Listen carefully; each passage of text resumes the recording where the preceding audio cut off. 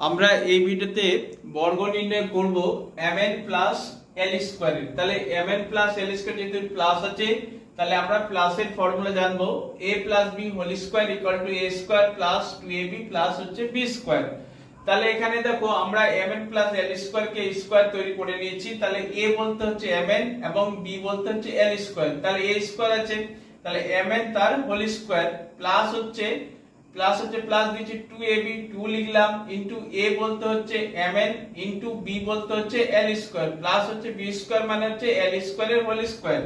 তাহলে দেখো এখানে mn হোল স্কয়ার মানে হচ্ছে m এর স্কয়ার হবে n এর স্কয়ার হবে, কারণ দুটো সংখ্যা আছে তাই দুটো সংখ্যারই স্কয়ার লিখতে হবে। এখানে দেখো গুণ করলে প্লাস হচ্ছে প্লাস 2 বসে গেল mn l স্কয়ার গুণ করলে পাবো প্লাস হচ্ছে প্লাস দিলাম l স্কয়ারের হোল স্কয়ার। তাহলে দেখো 2 দুগুণে 4, তাহলে l টু দি পাওয়ার 4 হলো। তাহলে mn প্লাস l স্কয়ারের বর্গ নির্ণয় করলে